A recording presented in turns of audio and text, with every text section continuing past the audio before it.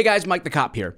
I saw what I would describe as an anti-gun analogy on someone's personal Facebook page yesterday. So let's take a look at this real quick together. The average amount of time to get a Brazilian Jiu-Jitsu black belt is roughly 10,000 hours.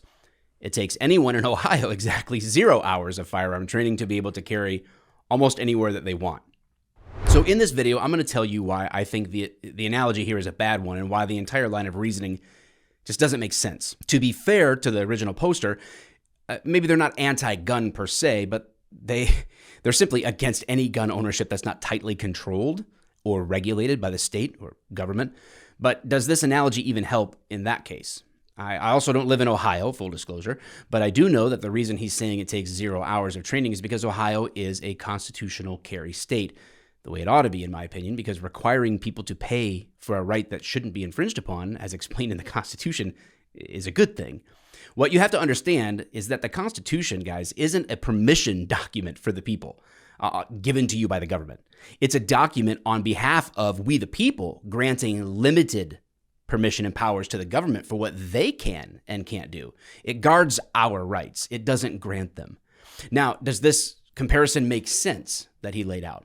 First, let me say that I love Brazilian Jiu-Jitsu. In his book, Outliers, Malcolm Gladwell made popular the notion that 10,000 hours is what he called the, quote, magic number of greatness. While I don't know if that's a scientific fact, it is fair to assume that it takes a lot of hours to truly become an expert at any skill. And knowing that I'm a proponent of the art and sport of jiu-jitsu, and I train in jiu-jitsu regularly, I can attest to the fact that it does take many hours, many years to gain proficiency of the fundamentals and even more for advanced concepts and development.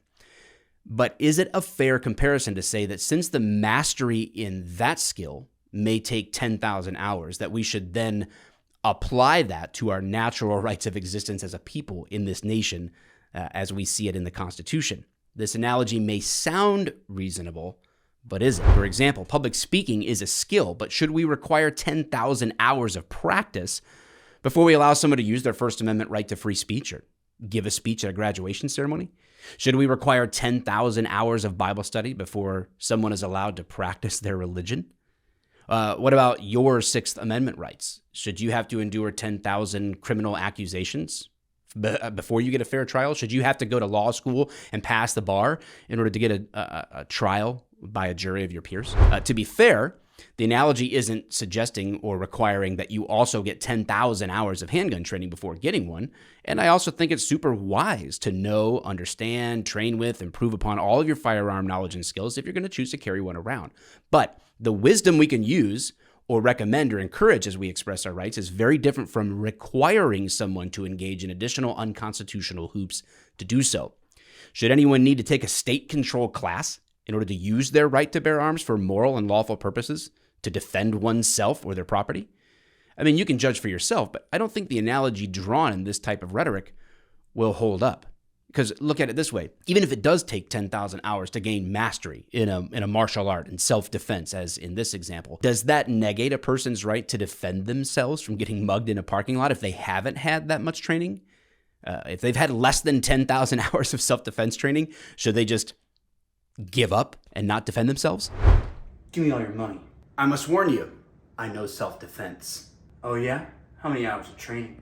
1,471.6. Little short of 10,000. Hand it over. Dang it.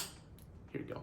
I don't think it's a fair or logical comparison being used here, but I do think it's a common one that you probably encounter with friends of yours or folks that are more anti-gun.